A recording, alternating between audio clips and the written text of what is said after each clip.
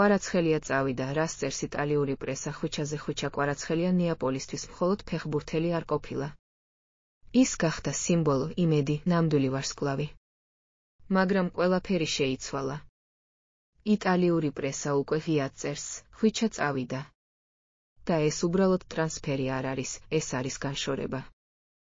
უკვე 2024 წლის ზაფხულში ნათელი გახდა. პარიზის სენ-ჟერმენი და ბარსელონა სერიოზულად ჩაერთნენ კვარაცხელიას ტრანსფერის ბრძოლაში. La Gazzetta dello Sportის ინფორმაციით, კატალონიელები მას მთავარ სამიზნედ მიიჩნევდნენ, თუ ხავი რჩებოდა მწვრთნელად. თუმცა პარიზული კლუბი უფრო დაჟინებული აღმოჩნდა. მათი შეთავაზება წლიური 9 მილიონი ევრო.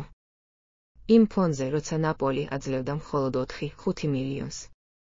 ხვიჩას აგენტი მყარად იცავდა მისი კლიენტის ინტერესებს. Tuttosportis ცნობით, მოლაპარაკებები რთულად მიდიოდა, საუბარი იყო ბარსელონას ფეხბურთელებთან გაცვლაზეც, თუმცა ნაპოლი ასე ადვილად ვარსკვლავის დაკარგვას არ აპირებდა. ანტონიო კონტემ, ნაპოლის მწვრთნელმა, თავისი იმედგაცრუება არ დამალა. Football Italias წერს, რომ მან ღიად დაადასტურა, ხვიჩამ ოფიციალურად ითხოვა კლუბის დატოვება, ეს კლუბისთვის დარტყმა იყო. ნეაპოლელებს მისი გარშემო გუნდის აშენება სურდათ. მაგრამ ფეხბურთი მხოლოდ ოცნებები არ არის, ეს ბიზნესია. და ხვიჩამ გადაწყვიტა, გზა გაეგრძელებინა. იტალიური მედია ხაზგასმით წერს, ნაპოლი ითხოვდა 100 მილიონ ევროს ან მეტს, უარს ამბობდა გაცვლით ვარიანტებზე, სურდა მხოლოდ ფული. პარიზის სენ-ჟერმენი დათანხმდა. გარიგება შედგა. ჩუმად. სკანდალების გარეშე.